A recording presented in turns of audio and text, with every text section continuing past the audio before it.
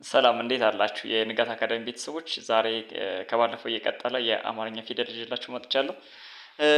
የአ ዝርያዎችን ሰባቱንም የምናይ ይሆናል ማለት ነው። ባየናቸው የአ ዝርያዎች ደግሞ ቃላቶችን እንመሰርታለን። በነገራችን ላይ ይህ በአማርኛ ቋንቋ የአ ዝርያዎች አናባቢ ተብለው ነው የሚጠሩ ማለት ነው። በቃላት መካከል እየገቡ ወይም ደግሞ በድምፅ ሳንጠራቸው ከሌሎች ቃላት ቀን ላይ በመሆን እንደ አናባቢ ነው የምንቆጥራቸው ማለት ነው። ስለዚህ ሰባቱንም እንመለከታቸዋለን እዚህ ጋር አ ኡ ኢ አ ኤ እ ኦ ሰባቱም የአ ዝርያዎች እነዚህ ናቸው። እንግዲህ ስንጽፍ ቀጥታ ለመጻፍ አዲስ ከሆናችሁ ማለት ነው እዚህ ጋር አሳያችኋለሁ።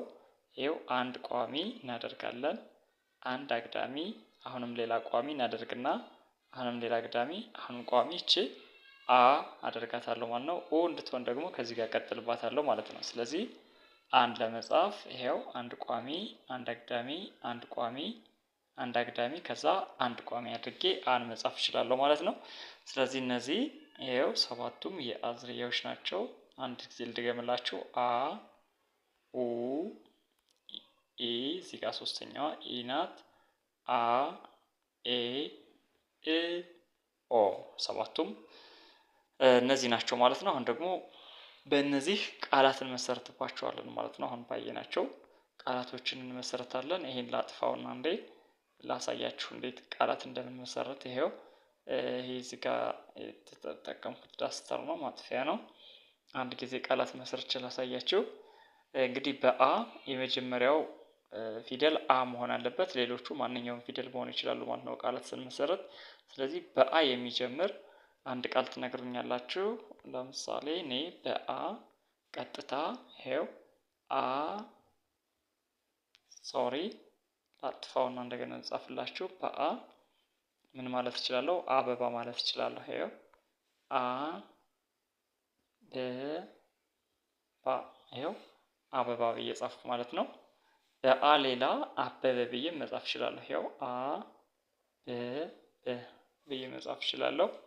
በአ ሌላ አ አንድ ብዬ መጻፍ እችላለሁ። ስለዚህ የመጀመሪያዎቹ አ መሆን አለበት እንጂ ሌሎቹ ማንኛውም መሆን ይችላሉ ማለት ነው። ስለዚህ በአ እዚህ ላይ እንደምትመለከቱት በአ አበባ ማለት እችላለሁ ማለት ነው።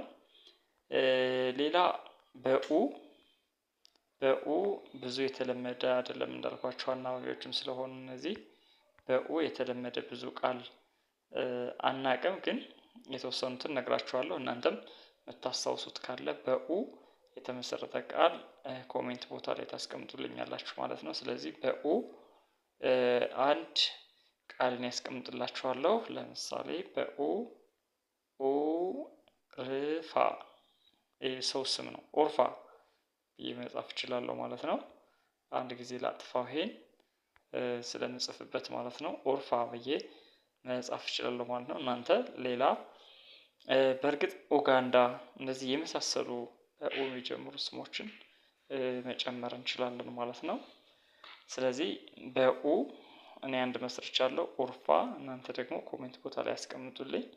በኢ ደግሞ እንደምትመለከቱት እዚህ ጋር አስቀምጬላችኋለሁ። በኢ የመጀመሪያው ኢ መሆን አለበት። ስለዚህ ኢትዮጵያ ማለት እችላለሁ። ኢትዮጵያ ማለት እችላለሁ። ይኸው ተመልከቱ እዚህ ጋር በኢ ኢ ት ዮ ጵ ያ ማለት እችላለሁ። በአ አ ንድ፣ በኤ ኤሊ፣ በእ እግር፣ በኦ ኦሞ፣ ኦክስጂን የመሳሰሉትን መጨመር እችላለሁ ማለት ነው። ስለዚህ እነዚህ የአ ቤቶች ናቸው ማለት ነው። እዚህ ጋር ሁለት ሁለት አድርጌ አስቀምጬላችኋለሁ። ይኸው አ አ፣ እዚህ ጋር ደግሞ ኡ ኡ፣ ወደዚህ ስንመጣ ደግሞ ሶስተኛው ላይ ኢ ኢ፣ አራተኛው አ አ፣ ኤ ኤ፣ እ እ፣ ኦ፣ እዚህ ጋር መጨረሻው ኦ ኦ። ስለዚህ እነዚህ የአ ዝርያዎች ናቸው ማለት ነው። እዚህ ጋር ደግሞ ማሳያችሁ ቀጥዬ ማሳያችሁ ደግሞ የከ ዝርያዎችን ይሆናል ማለት ነው። እንግዲህ የከ ዝርያዎች ደግሞ እዚህ ጋር እንደምንመለከታቸው እነዚህ ናቸው። ከአ ጋር በቅርጽ ይመሳሰላሉ፣ ግን የሚለዩትን አንድ ጽፌ ያሳያችኋለሁ ማለት ነው። እንግዲህ አን ስንጽፍ እቺ ላይ የምንቀጥላት ትረዘም ነው የምትለው እቺ አናት።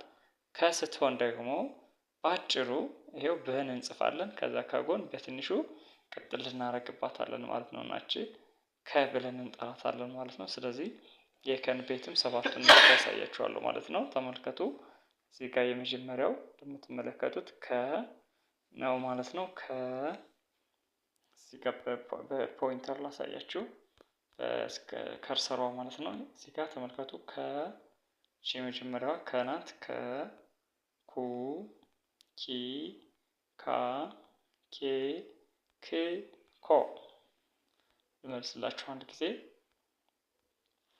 መልስላችሁ። ከመጀመሪያው ኩ ኪ ካ ኬ ክ ኮ። እነዚህ ሰባቱም የከ ዝርያዎች ናቸው። ቃላቶችን እንመስረት።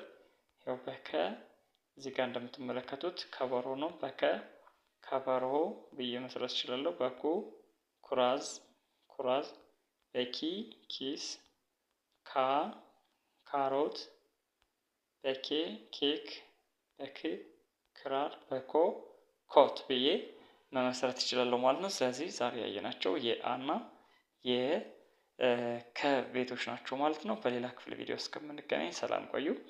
በቀጥታ መማር የምትፈልጉ ከታች በተቀመጠላችሁ የስልክ አድራሻ መደወል ትችላላችሁ። በምትፈልጉት የሶሻል ሚዲያ አማራጭ ትምህርቱን እየሰጠን እንገኛለን።